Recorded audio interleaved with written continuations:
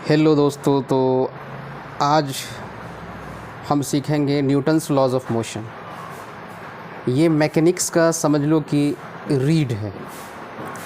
अगर जिसको एनएलएम के बारे में जानकारी नहीं है वो बच्चे फ़िज़िक्स के सवाल को कभी भी सॉल्व नहीं कर पाएंगे। अगर कोई बच्चा क्लास 11th में अगर मैकेनिक्स के सवाल को सॉल्व करना चाहता है तो टीचर उसको अक्सर शुरू में जो उसके बेसिक्स होते हैं उसको पढ़ाते हैं। जैसे बेसिक्स में होते हैं यूनिट एंड डायमेंशन, ये भी ज़रूरी पार्ट है। वेक्टर को समझना, ये भी ज़रूरी पार्ट है। वेक्टर रिजोल्यूशन, वेक्टर का जो रिजल्टेंट वाला पार्ट होता है कैसे निकाला जाता है, ये भी बहुत ज़रूरी पार्ट है। लेकिन ये सब सीखने के बाद फिर टीचर सिखाते हैं मोशन के बारे में, जो काइनेमेटिक्स का पार्ट है। तो काइनेमेटिक्स के पार्ट में सिर्फ हम मोशन को स्टडी करते हैं और मोशन के पीछे का कॉज क्या है इससे हमको कोई लेना देना नहीं होता है। मोशन के जो पैरामीटर्स हैं जैसे कि distance, displacement, velocity, speed, average velocity, instantaneous velocity, instantaneous acceleration, सिर्फ जो पैरामीटर्स है उसके बारे में स्टडी हम लोग करते हैं। लेकिन कॉज क्या है, कैसे मोशन हुआ, भाई मोशन के पीछे का रिस्पॉन्सिबल फैक्टर कौन है, हमको इससे कोई लेना देना नहीं होता है। अब लेना देना वाला जो पार्ट है वो आता है डायनामिक्स। जो मोशन के डायनामिक्स हैं उसको हम लोग मैकेनिक्स कहते हैं। और मैकेनिक्स को समझने के लिए हमें न्यूटन्स लॉ का आना बहुत ज़रूरी है, न्यूटन्स लॉज ऑफ मोशन।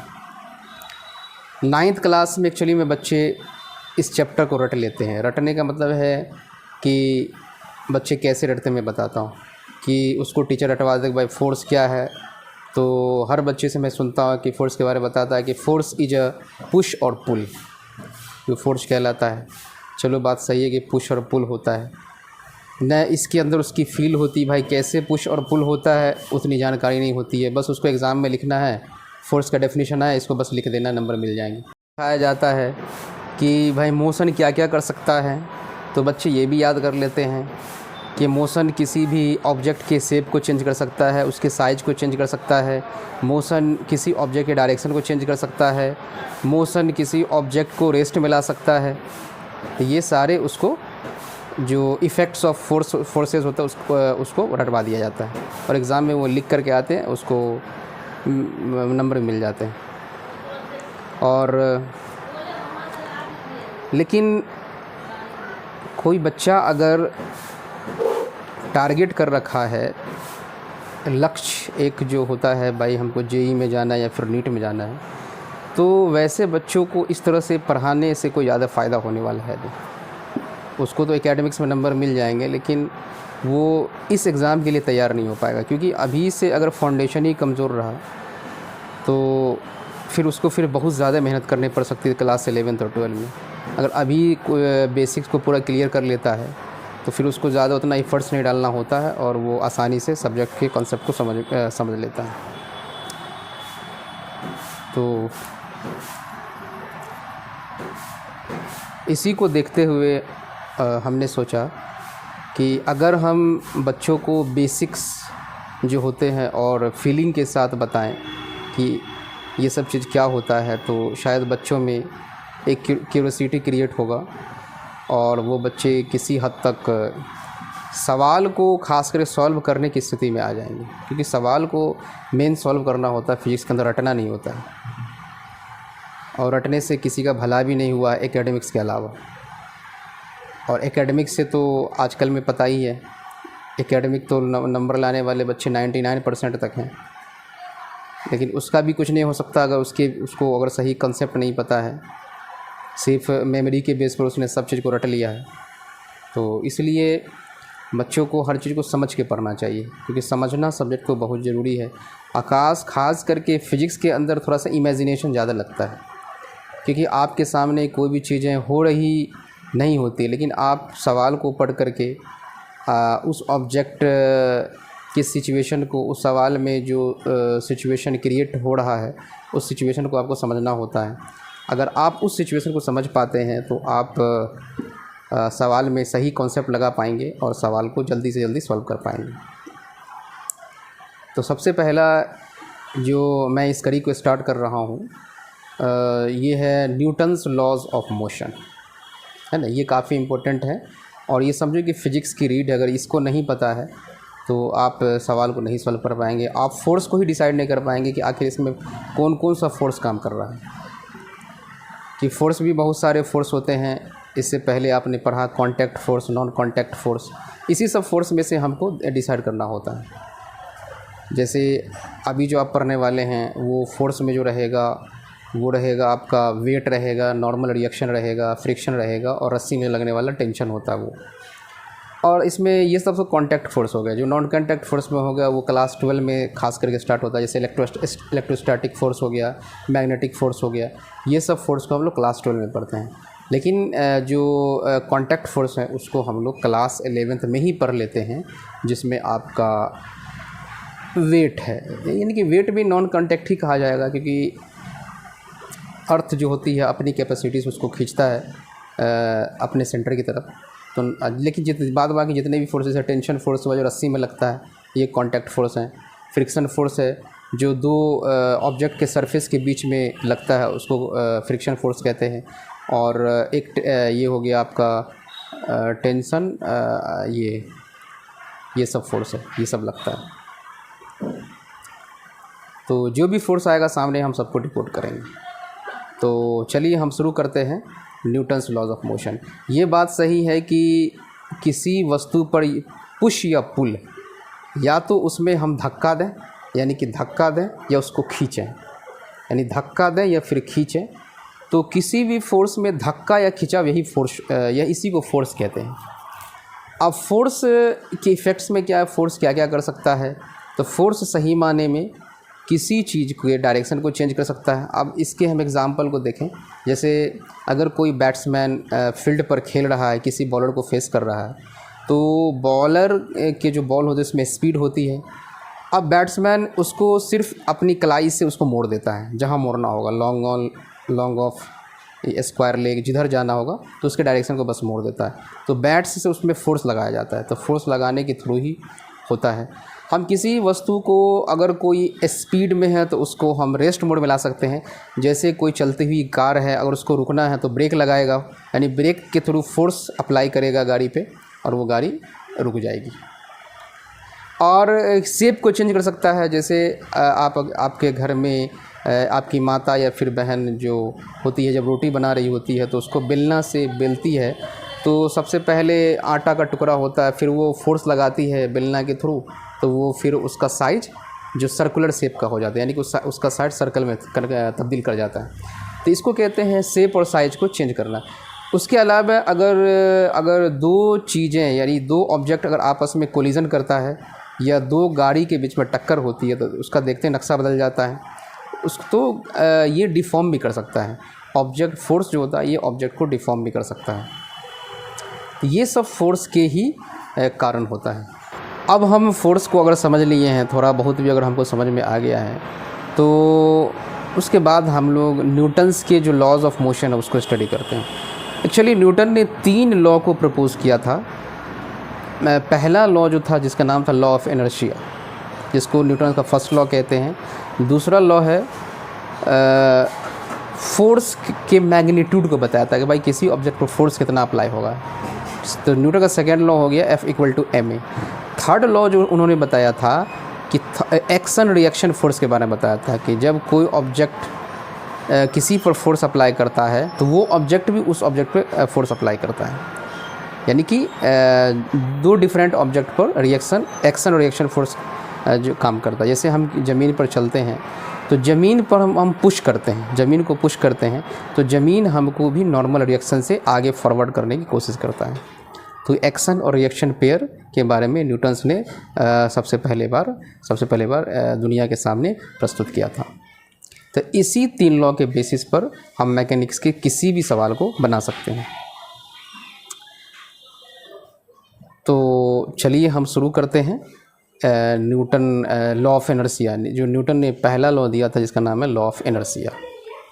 तो लॉ ऑफ इनर्शिया कहता है कि अगर कोई ऑब्जेक्ट रेस्ट पर है तो रेस्ट पर रहना चाहेगी, अगर मोशन में है, यूनिफॉर्म मोशन में है, तो यूनिफॉर्म मोशन में ही रहना चाहेगी, जब तक कि उस पर कोई एक्सटर्नल फोर्स यानी कि एक्सटर्नल अनबैलेंस्ड फोर्स काम ना करे, तब तक वो ऑब्जेक्ट उसी पोजीशन में रहना चाहिए।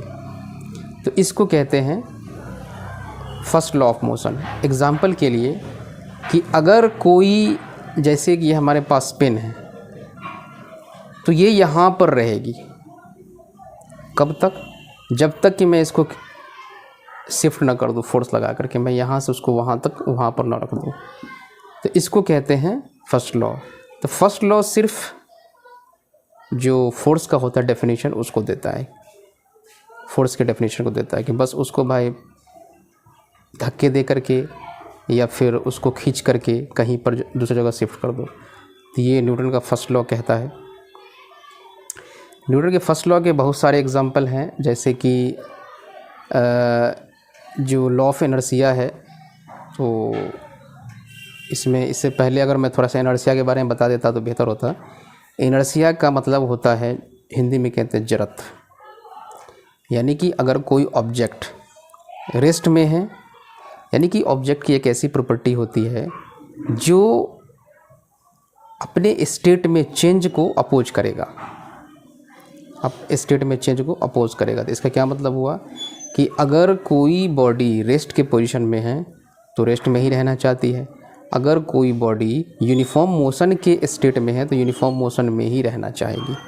तो इस तरह ये जो प्रॉपर्टी है रही चाहने वाली, जैसे स्टेट में है तो स्टेट में, रेस्ट में है तो रेस्ट में रहेगी, मोशन में तो मोशन में रहेगी।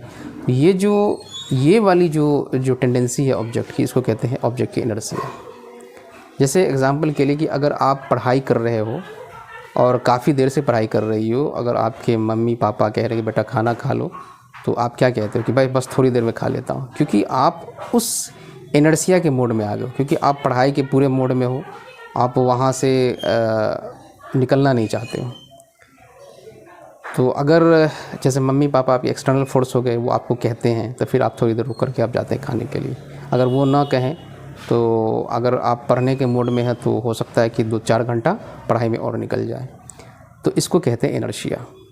अगर कोई आदमी सोया हुआ है, जैसे खास करके सुबह के वक्त अक्सर होता है कि कोई आदमी सोया हुआ है, बस 5 मिनट कर करके पता नहीं 1 घंटा निकाल देता है सो करके, क्योंकि उस वक्त हमारा बॉडी रिलैक्स के स्टेट में होता है और रिलैक्स करना चाहता है।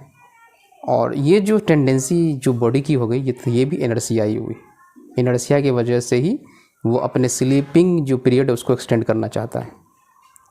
तो बस इतना ही न्यूटन ने फर्स्ट लॉ के बारे में कहा था। तो फर्स्ट लॉ से हमें पता चलता है कि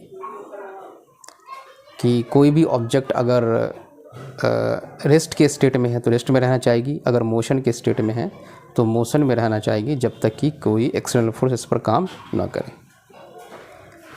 उसके बाद दूसरा जो लॉ है उसको कहते हैं न्यूटन का सेकेंड लॉ। और न्यूटन का सेकेंड लॉ से हमको फोर्स का मैग्नीट्यूड निकलता है। मतलब न्यूटन का सेकेंड लॉ हमको कहता है कि किसी ऑब्जेक्ट पर फोर्स तो लगाना है, लेकिन कितना लगाना है। तो कितना लगाना है मतलब फोर्स के मैग्नीट्यूड को अगर सही डिफाइन करता है तो न्यूटन का सेकेंड लॉ है। तो यहाँ से फोर्स इक्वल टू ma का कॉन्सेप्ट आया है।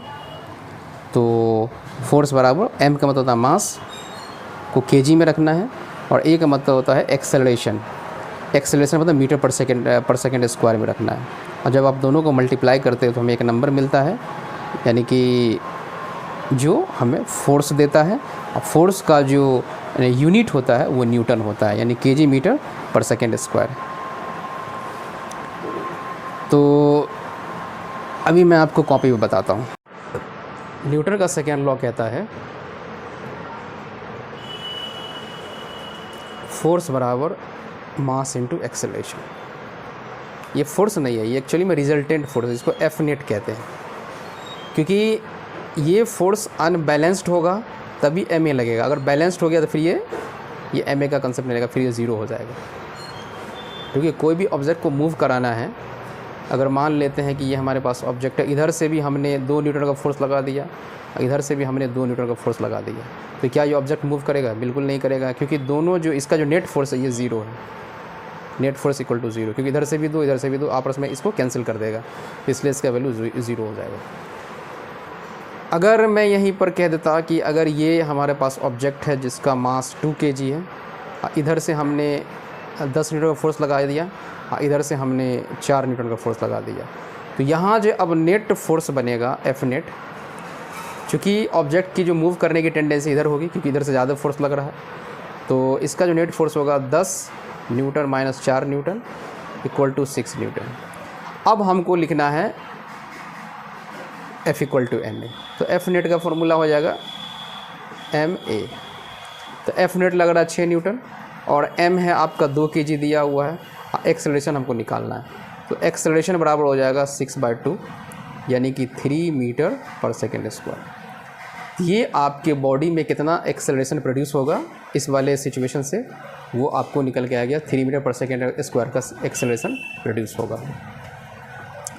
तो अगले क्लास में हम आपको न्यूटन का थर्ड लॉ और इस पर जो बहुत सारे सवालात हैं, क्योंकि इसमें हमको FBD बनाना होता है, सारे फोर्स को हम समझाएंगे नेक्स्ट क्लास में।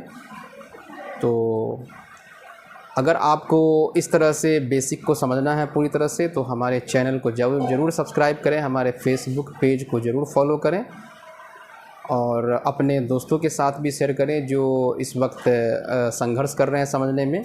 वो रट तो लेते हैं लेकिन बातों को समझ नहीं पाते हैं। तो मैं आपको हर संभव प्रयास करूंगा कि आप विजुलाइज़ करें, सवाल के कंसेप्ट को समझें और सवाल आपसे बआसानी सॉल्व हो जाए। तो चलिए मिलते हैं नेक्स्ट क्लास में। Thanks for watching.